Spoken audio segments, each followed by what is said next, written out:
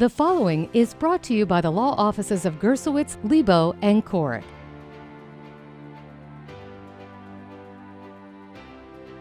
The question always arises, what happens if I am injured as a result of slipping on ice or snow on a sidewalk? Am I entitled to be compensated for my personal injuries? Am I entitled to get my medical bills paid by somebody? Am I entitled to get my ambulance bill paid when they take me from the location of the accident to a hospital? Am I entitled to get the time out of work that I'm going to be losing lost wages? Am I going to be able to get compensated for that without using sick time at work? Or if in fact I exceed my sick time, will I be able to get compensated if I can't get my paycheck from work, if I don't have sick time? So these are very valid questions, and these are questions that the consumer needs answers to. The issue with regard to snow and ice that's allowed to fall on sidewalks is, in New York City at least, the adjoining landowner has a responsibility to keep the sidewalks clear and free of snow and ice. They must take what's known as reasonable efforts to keep their sidewalks free and clear. What's reasonable often depends on a question of fact. It depends upon when it last snowed. It depends on whether or not there's what they call a storm in progress.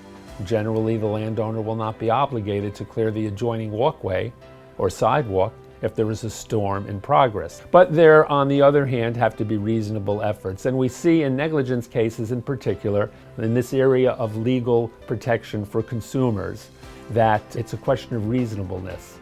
And reasonableness is really what does govern a lot of these cases, whether you're talking about a motor vehicle accident, whether you're talking about a landlord's obligation to the tenants in the building in which the tenant lives to keep the premises in good repair.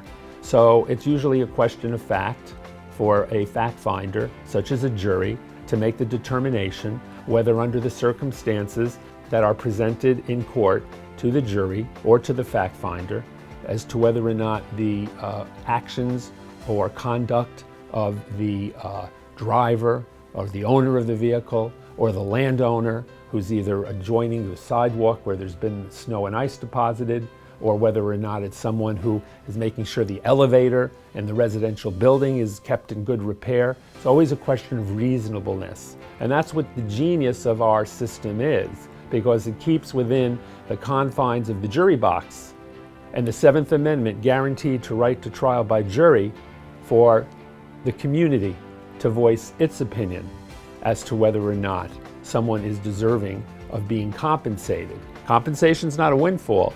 Compensation is to make a person whole again and make sure that that person's medical bills are being paid, that that injured person's lost wages are being compensated, and that that family that the breadwinner must support is going to be able to continue to get that financial support so that they can carry on their lives in this workaday world.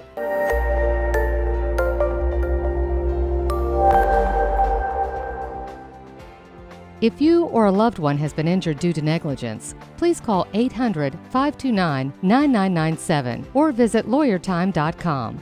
Put the team at Gersowitz, Lebo, and Corrick to work for you.